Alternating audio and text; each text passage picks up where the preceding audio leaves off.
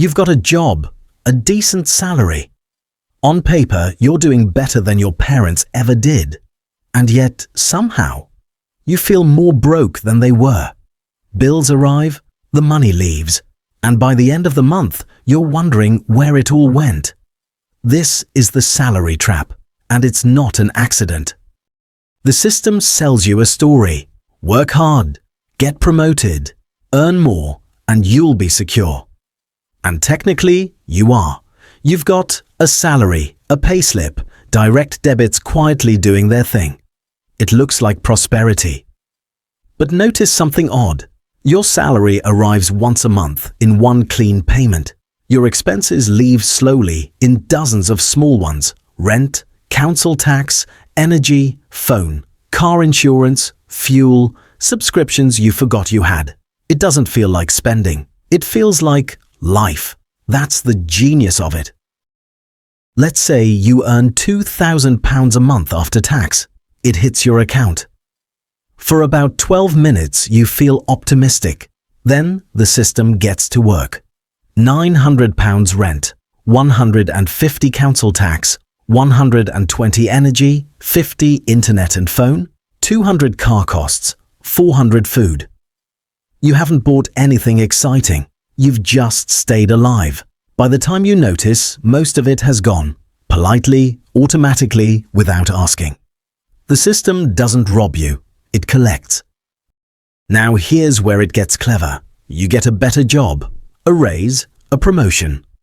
So expectations rise, not because you're reckless, but because you're supposed to. Better job. Nicer car, bigger place, better phone. Nothing outrageous, just upgrades. But here's the trick. You now need this job to maintain this lifestyle. You're not richer, you're more committed. That's called golden handcuffs. Very shiny, surprisingly tight. Here's the uncomfortable bit. People on very different salaries report the same financial stress. Why? Because expectations scale with income. Someone on £30,000 worries about bills. Someone on £60,000 worries about the mortgage, the car, and keeping everything running. Different numbers, same anxiety. The problem isn't income, it's that lifestyle expands to consume it. The more you earn, the more the system politely suggests you should spend. If this sounds dramatic, let's add some UK numbers. The Financial Conduct Authority found 1 in 10 adults have no cash savings at all. Another 21% have less than £1,000 saved. That's not building wealth. That's hoping the boiler behaves. Debt tells the same story. Average total debt per adult in the UK, including mortgages, is about £35,000. The average credit card debt per household is around £2,500. That's not luxury spending. That's groceries, fuel, and life happening slightly faster than payday. Then there are subscriptions. The average Brit has 2.8 subscriptions, costing about £65 a month, nearly £800 a year, which is impressive, considering none of us remember signing up. Now the mental side.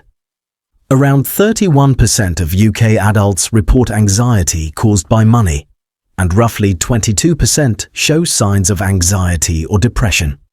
So if you feel stressed while living in a wealthy country, you're not failing. You're responding normally.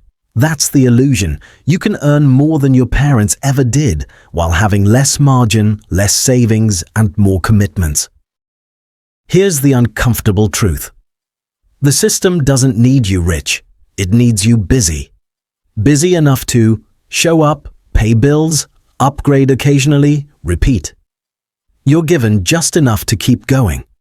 Not enough margin to step back and ask, is this actually working?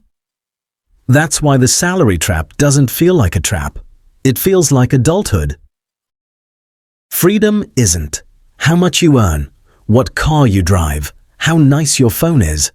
Freedom is how much you have left after paying bills. If every pound already has a job assigned to it, you're not in control. Your lifestyle is. Relying on one income feels normal until it doesn't. Escaping the salary trap usually isn't dramatic. It's small, boring changes that add up. Start with the obvious UK leaks. Most households spend £60 to £70 a month on subscriptions. Cut half of them, and you've found £30 a month, over £300 a year, without noticing much difference. Insurance is next. Car and home insurance renewed on autopilot often costs £20 to £40 a month more than it needs to. One comparison a year. That's it. Cars matter more than people admit. Choosing sensible over aspirational can free up £100 a month or more in finance, fuel and insurance. That's a council tax bill covered. Then there's side income, the quiet kind. Selling unused items on eBay or Vinted often brings £100 to £300 a month. A few hours a week freelancing or small online sales can cover one bill. You don't need a second salary. You need one bill paid without your main job. Once that happens, the pressure drops. You're still working, but you're no longer trapped, and that's how the salary trap starts to loosen. The salary trap isn't evil. It's efficient. Once you see it, you can't unsee it. And that's usually when people start asking better questions. How can I save more? How can I stop upgrading everything? How can I buy back control? Because the goal isn't to escape work. It's to escape being stuck. If this felt uncomfortably familiar, subscribe, and I'll see you in the next one.